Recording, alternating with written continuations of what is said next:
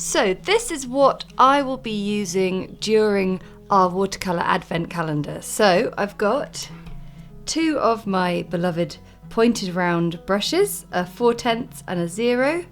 And then in here is the Daler Rowney Aquafine mini travel set, which is very cute. And it's also got a size 4 brush, which I'm basically just going to be using for mixing, colour mixing probably. And then we have 10 colours handily labelled in this clever little bit here. Now, I thought what would be really good before we get stuck into the Advent Calendar is to see exactly what we can do with these colours. So today we're going to do a little colour mixing masterclass and just get you ready to get the best out of your Advent Calendar. Whenever you get a new set of watercolours, the best thing you can do is to paint some little colour swatches, because the colours, when you have half pans, the colours can be really quite dark and intense versions of what they actually look like when they're on the page. So what I've done here is I've just drawn around the shape of the tin, and then I've cut this handy little plastic guide they had, and I'm just going to draw around it. Good start. There we go. And I'm going to use that as my guide for doing some colour swatches. So when you have brand new brushes, they come in tubes, which was really hard to get off just then. And all brushes that are brand new just need a little bit of a wake up. So I like to just rub it between my thumb and finger and just get it a little bit damp just to wake it up. And these brushes, like I say, are just really useful for colour mixing. So what I'm going to do is one by one, I'm going to wake up the colours in my palette, and I'm just going to paint a little swatch. So here we have lemon yellow. That's rather nice. So that lives in our top corner. Then clean off your brush.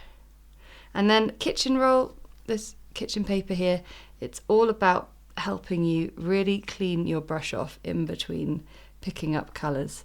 So to wake each colour up in the palette, you just need to take some water and just rub the brush across the top of the section, and then we can pop in our colours. Looking really nice and vibrant. So that is cadmium yellow. So we've got two nice yellows, and we've also got a yellow ochre down there. So I'm just going to continue to clean off my brush in between each one and put down some swatches to start off with. So now I've got that slotted really neatly inside the lid. Now, of course, the lid can also act as a really good mixing palette as well as these little areas, or you can always pull these out and give yourself an extra mixing palette. Now, of course, this is plastic.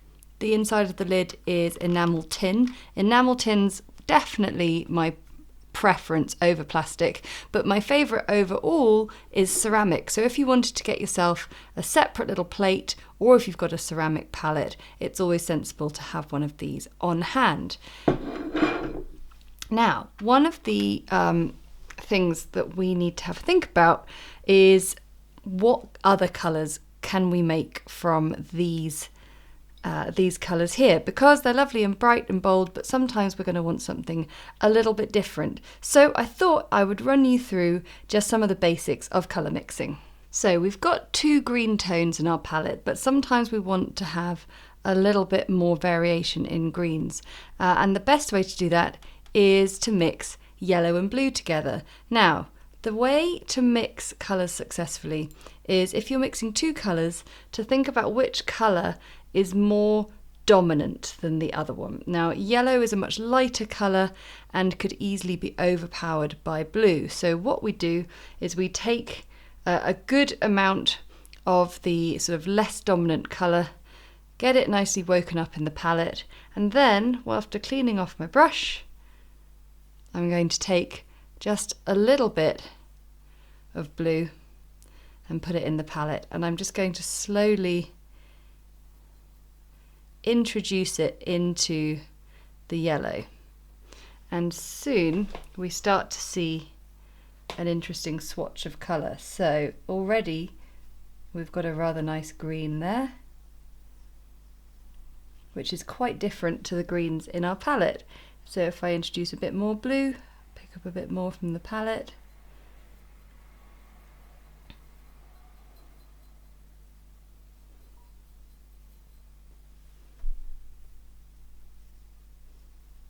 Suddenly we're getting just a slightly more sort of foresty green.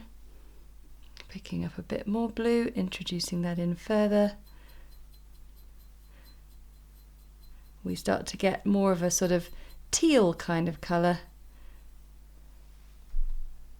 when the blue is really starting to dominate. So that is going to be a really useful colour to have if we're doing any pine, foresty type things, Christmas tree type stuff.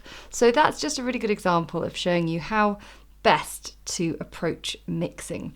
Another colour that we don't have in our palette is purple, and purple is made by mixing red tones with blue tones. So if I take some Alizarin Crimson here,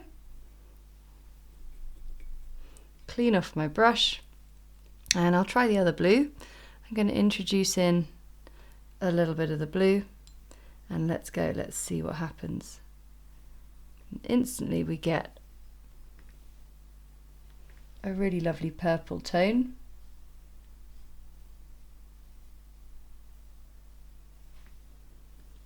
If we introduce more red into it, or Alizarin Crimson in, we start to get more plummy colours. So we've got some really beautiful tones from what is, you know, a fairly limited colour palette.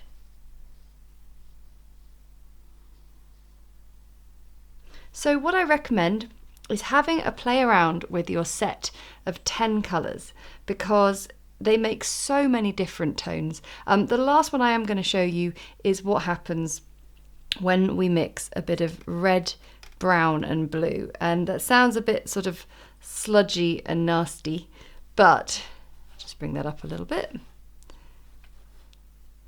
Sounds a bit sludgy and nasty, but it's an important colour that we're going to need. It's going to make us a dark, deep dark colour, quite akin to black. So I've put red in with the Prussian Blue, but I'm also going to add a little bit of the burnt sienna down at the bottom here, just to really cool it right down. And this starts to give us a range of shadow tones. So if I paint that one in, that's a really nice sort of warm, dark grey. If I want to cool it down a little bit, I'll add in more blue. And this is giving us a set of tones in the range of Payne's Grey, which is a colour that I love to use. So those are my top tips for mixing, and we have one very important last thing to do before we get started with our Watercolour Advent Calendar. The Watercolour Advent Calendar would not be complete without my little door. Now, for those of you who've watched before, you will know each day on the Advent Calendar I fashion a little door so that we can have a fun surprise when I show you what's behind each day. A lot of you asked if you could learn to paint and create the door as well, which is really, really cute. I mean, gosh, you could put doors on all of them once you're done. How fun would that be? So all I've done is I took a bit of watercolour paper and I measured the size so that it sat on top of the door, but you can see I've given it a few centimetres extra and a line there because we're going to score that and fold it back to create a hinge. The other thing I need to do is to I always cut out a little corner so that we know what number the day is. So what I'll do is I'll just shuffle it down a little bit, make a mark there, shuffle it across a little bit and make a mark there. And then I'm going to just sort of judge by eye a little corner, and I'm going to cut that out.